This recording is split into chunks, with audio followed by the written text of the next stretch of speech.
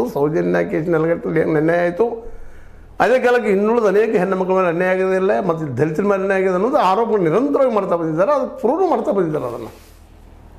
ಆದರೆ ಈ ಒಂದು ಬುರುಡಿಗಳಿಂದ ಮತ್ತೊಂದರಿಂದ ಸಿದ್ಧ ಆಗಿಲ್ಲ ಅನ್ನೋದು ಮತ್ತೇನೋ ಮಾಡಿ ಅದನ್ನು ಮುಚ್ಚಾಗಬೇಕು ಜಲ್ದಿ ಅನ್ನುವಂಥ ಹಂತಕ್ಕೆ ಇವತ್ತು ಸರ್ಕಾರ ಬಂದಂಗೆ ಕಾಣ್ತದೆ. ಯಾಕೆ ಮೊಹಂತಿ ಅವರು ಒಂದು ಬಲ್ಲ ಮೂಲಗಳ ಪ್ರಕಾರ ಇನ್ನೂ 2 ತಿಂಗಳು ಬೇಕು ನಮಗನ್ನುವಂಥದ್ದು.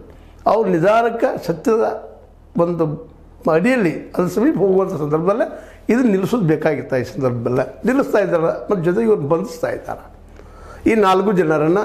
ಜೊತೆಗೆ ಇದರಲ್ಲಿ ಯಾಕೋ ಏನೋ ಸೋಮನಾಥ್ ನಾಯ್ಕರನ್ನ ಯಾಕೆ ತೊಗೊಂಡಿಲ್ಲ ಅನ್ನೋ ಒಂದು ಪ್ರಶ್ನೆನೂ ಇಲ್ಲಿಲ್ಲ. ಯಾಕಂದ್ರೆ ಇಲ್ಲಿ ಒಡೆದಾದಂಥ ನೀತಿನೂ ಇರ್ಬೋದು, ಇಲ್ಲಂತಲ್ಲ. ಯಾಕಂದರೆ ಸೋಮನಾಥ್ ನಾಯ್ಕರು ಇವ್ರಿಗಿಂತಲೂ ಪ್ರಬಲವಾದ ಸಾಕ್ಷಿ ಇಟ್ಕೊಂಡಿದ್ದಾರೆ. ಅವ್ರನ್ನ ಮುಟ್ಟಿದ್ರೆ ಈಗಾಗಲೇ ಬೆಂಕಿ ಹತ್ತದ. ಅವ್ರು ಓಪನ್ನಾಗಿ ಚಾಲೆಂಜ್ ಮಾಡ್ತಾ ಇದ್ದಾರೆ. ರೀ ಹೆಗಡೆಯವರ ನಿಮ್ಮ ಕರ್ಮಕಾಂಡದಿಂದ ಉತ್ತರ ಕೊಡ್ರಿ ಅಂತೇಳಿ ಬೆನ್ನತ್ತಿದ್ದಾರೆ. ಅವ್ರ ಜೊತೆಗೆ ಅವರು ಹೋರಾಟ ಮಾಡ್ತಾ ಇದ್ದಾರೆ ನಿರಂತರವಾಗಿ.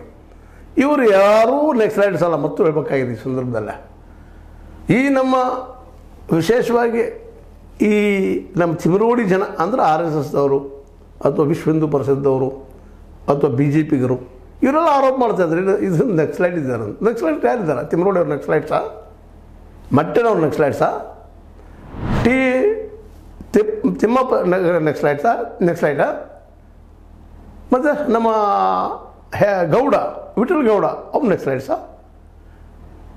ಸೋಮನಾಥ್ ನಾಯ್ಕ್ ನಕ್ಸಲೈಟ್ಸಾ? ಇದಕ್ಕೆ ಇವತ್ತು ಯಾಕೆ ಮಾತ್ರ ಒತ್ತಿ ಹೇಳ್ತಾ ಇದ್ದೀನಿ, ಇದು ಹಿಂದೆ ಯಾರೂ ಇಲ್ಲ, ನೆಕ್ಸ್ಟ್ ಸಂಬಂಧ ಇಲ್ಲ ಇದಕ್ಕೆ. ಅಲ್ಲಿ ನೋವುಗಳು, ಅಲ್ಲಿ ಅತ್ಯಾಚಾರಗಳಿಗೆ ಬೆಂದ ನೊಂದ